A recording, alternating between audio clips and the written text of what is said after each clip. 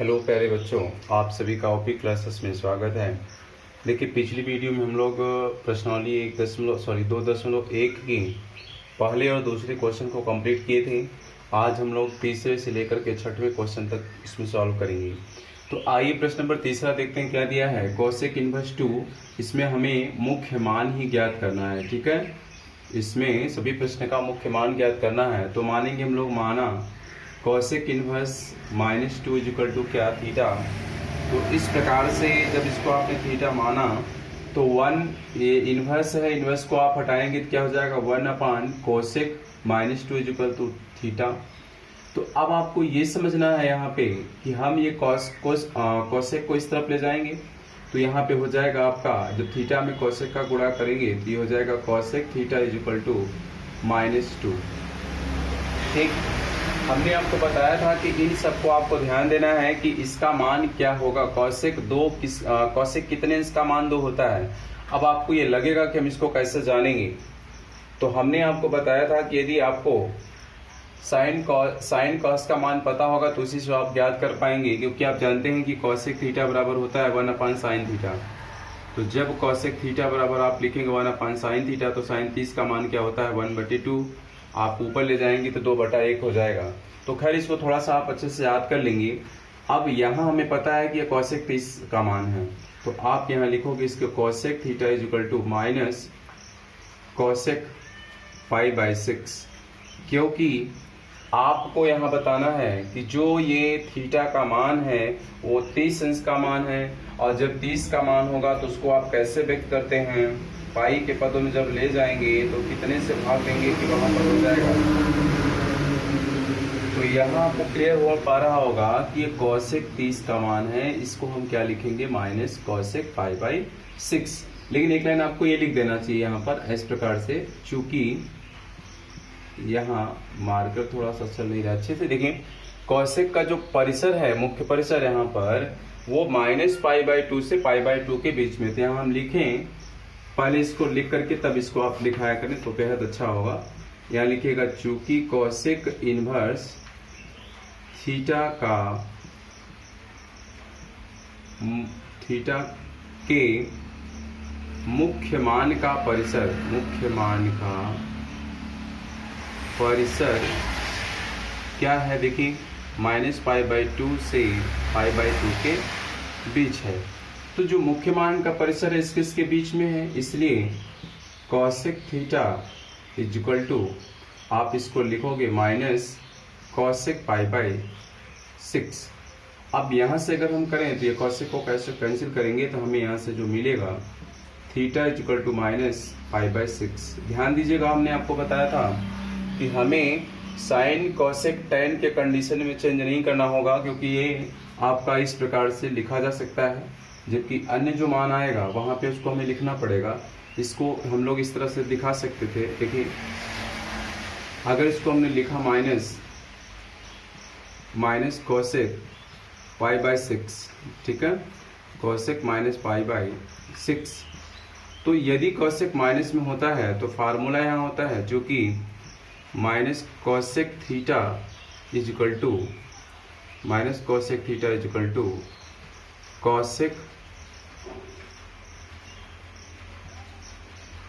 Cosec minus theta.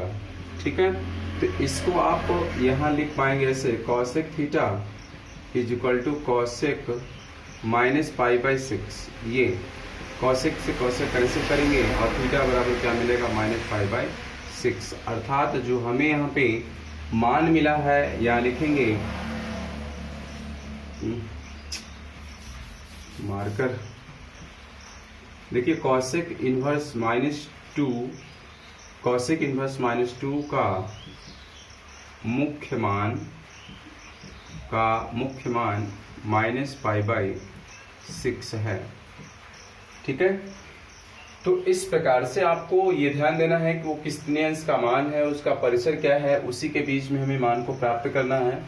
अब आप video को रोक करके अपने नोट्स को आप बना तैयार कर लेंगे। अब हम चलते हैं अगले क्वेश्चन पर, tan इनवर्स √3 के लिए। ठीक है, तो क्वेश्चन नंबर अगला है चौथा, tan इनवर्स √3 तो देखेंगे, इसको सॉल्व करेंगे। इसी प्रकार से सारे प्रश्न है इसमें, आप अगर समझ लिए होंगे तो कर पाएंगे अच्छे से। ठीक है, तो चलिए देखते हैं क्वेश्चन नंबर 4 पर आ जाइए।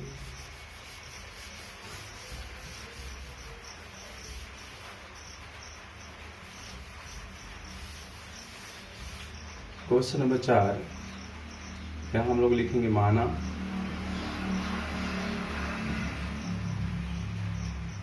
tan inverse minus √3 is equal to theta. अब आपको बार बार वो चीज़ नहीं बता रहे हैं, अब यहाँ से डायरेक्ट आप इस तरफ ले चलोगे जब, तो आपको यहाँ से मिलेगा tan थीटा, आज मार्कस, ये हो जाएगा tan theta is equal to minus √3। तो tan theta is equal to क्या हो जाएगा, माइनस √3। अब आपको ये समझना है भैया कि माइनस tan कितने अंश का मान जो है √3 होता है। तो आपको पता होगा, ज्ञात कर चुके होंगे कि √3 जो होता है वो tan 60 अंश का मान होता है। तो जब tan 60 का मान होता है तो 60 को आप कैसे दिखा पाएंगे, तो पहले यहाँ हम लिखें, चूंकि tan इनवर्स थीटा का मुख्य परिसर, ये आपको लिखना जरूरी है, मुख्य परिसर आप देख सकते हैं tan का -π/2 से π/2 के बीच में है, इसलिए आप लिख पाओगे यहाँ पे tan theta is equal to tan कितने का मान है, ये आप लिखोगे -tan π/3, क्योंकि ये आपको पता है 60 अंश का मान है, √3 60 का मान है, 1/√3 रहता तो 30 का रहता। अब यहाँ फिर से वही पुनः फार्मूला लगाओगे आप, चूंकि tan theta is equal to tan theta, तो इसलिए इसको हम क्या लिख पाएंगे, tan theta is equal to tan -π/3। तो यहाँ से tan कैंसिल होगा और थीटा बराबर क्या मिलेगा हमें, -π/3 आप लिखोगे यहाँ पे। अतः tan इनवर्स -√3 का मुख्य मान -π/3 है। ठीक है, सेम इसी प्रकार से cos की बात कर लीजिए। देखिए हम cos को सॉल्व करा देते हैं, tan से हम इसी प्रकार से इसको आप कर पाएंगे। तो cos 5वां क्वेश्चन देखेंगे, cos इनवर्स -1/2 है, तो इसको हम लोग लिखेंगे यहाँ पे माना cos inverse -1/2 is equal to theta. तो थीटा यानी कि थीटा को तरफ जब cos को ले चलेंगे आप, तो ये हो जाएगा आपका cos theta is equal to -1/2, है ना। अब यहाँ लिखे हम लोग, चूंकि cos इनवर्स थीटा का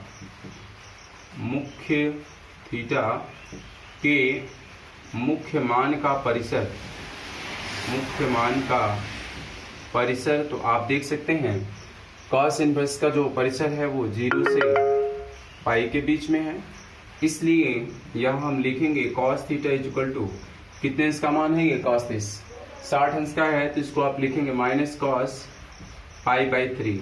लेकिन अब यहाँ देखिए चेंज करना होगा आपको, चूंकि ये होता है cos theta is equal to होता है cos π - थीटा, माने जो cos का ऋणात्मक मान मिलता है वो π - थीटा से।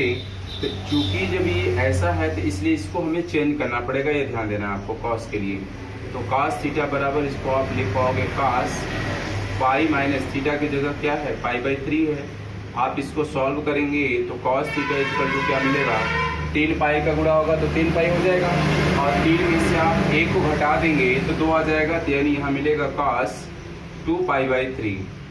cos को कैंसिल करेंगे, थीटा बराबर हमें 2π/3 प्राप्त होगा। आप यहाँ लिखोगे, अतः cos इनवर्स -1/2 का मुख्य मान क्या हो जाएगा, 2π/3 हो जाएगा। ठीक है, सेम इसी प्रकार से जो 6वां प्रश्न है बिल्कुल आप आराम से कर पाएंगे, हम समझा दे रहे हैं। इसमें आप यहाँ रखेंगे -1, तो tan थीटा बराबर क्या मिलेगा, -1, इसका मुख्य मान पैसे सेम वही रहेगा। यहाँ आपका 45 का मान वो कह रहा है, क्योंकि tan 45 का मान होता है, तो यहाँ पे आप 45 की जगह पे क्या रख पाएंगे, π/4।